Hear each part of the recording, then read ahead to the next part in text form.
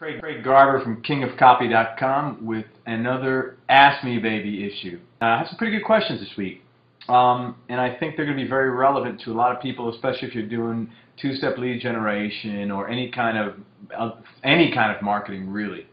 So the first one is from Kevin Enos. I think he's a subscriber to Seductive Selling, my offline newsletter, or he was. The name sounds familiar.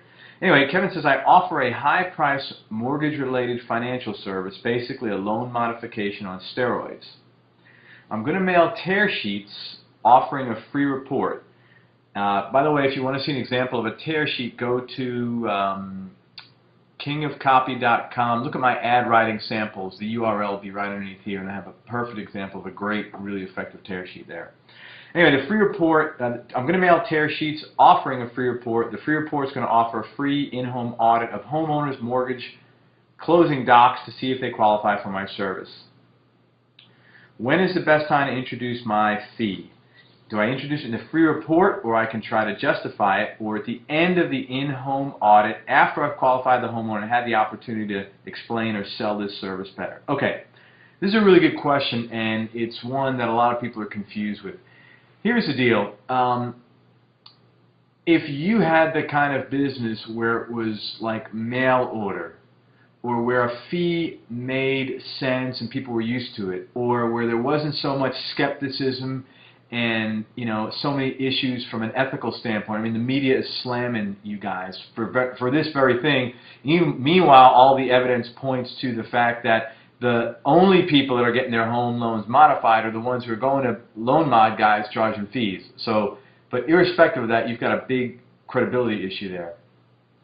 I would not mention the fee in the free report simply because you've got loads of these issues to overcome. I would say to them in the free report, look, there is a fee for doing this service. It ranges depending upon what we're looking at and how much work is involved.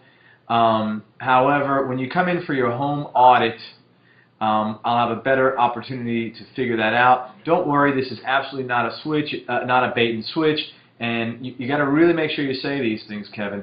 There will be no high-pressure selling in there. If for 1 second you feel someone's trying to sell you something instead of trying to give you the benefit of the home audit, let me know. I'll write you out a check for $50 right there on the spot. No questions asked, and don't do that. I mean, do it. Don't sell these people. Have them come in. I wouldn't call it an in-home audit. It's too generic. I'd call it, a loan documentation savings or a home loan restructuring audit or something like that. Make it more of a benefit inherent in the title of this free service that you're providing. Under no circumstances, which I'm sure you know, do you call it a free consultation, because everybody in the world knows a free consultation means what? Right, it means a free opportunity to try to shove my services down your throat and sell them to you. Okay, everybody goes for a free consultation means, I'm going to try to close you on my stuff. NG, no good. Okay, so that's what I would do. I would let them know there is a fee for this service. You have yet to do one of these where the fee didn't justify itself many times over. Put testimonials included in the free report that attest to that fact, and you should be good to go. You want them coming in your office, though. You want them to smell you, touch you, feel you, see that you're a real, genuine guy. Have loads of testimonials here from people that you've worked with. This is going to be really important. You're in a highly sensitive issue, and I would address this in your free report. As you know, the media is all over this thing, and then go and do some research and get some stats on the fact that, the amount of scammers are few and far between. And let's face it, if I was planning on scamming you, I wouldn't give you my address, I wouldn't give you my name, I wouldn't ask you to come in here and do this meeting, and I certainly wouldn't have all these testimonials, and these are all testimonials that are real. You come in my office, I'll be happy to show them to you. So go real easy with this. Be very empathetic. Someone needs their loan modified, they're not in a good way financially, so be strong. Pretend like, if you had cancer, God forbid, and you went to the doctor, you would want that physician to be really solid. I mean, you're putting your health, your life in their hands, and these people are doing the same thing with you.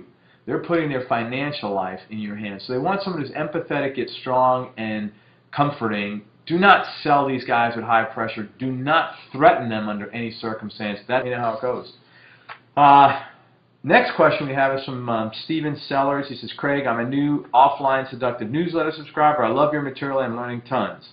In one of the interviews that you gave me, which was a radio show, you referred to a client, and he's talking about an interview everybody gets when they sign up.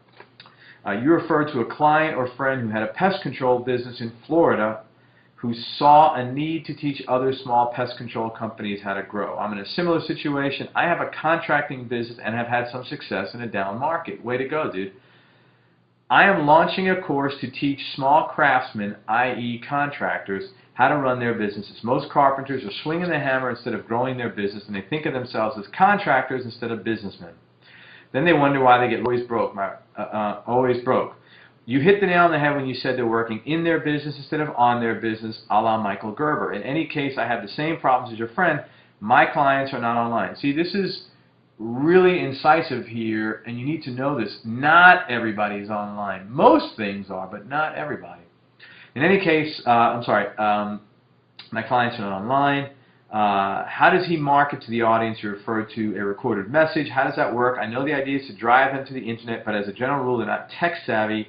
If I had a dime for every contractor who told me his computer was broken, I'd be a millionaire. They also don't read. They work all the time, blah, blah, blah.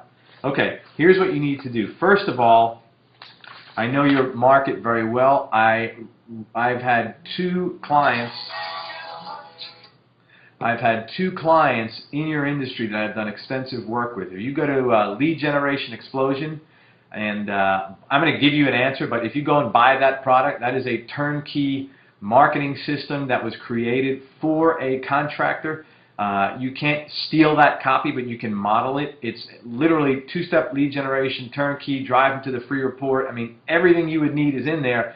And oh, by the way, that pulled a 42.7% response on the first mailing. It launched the guy's business.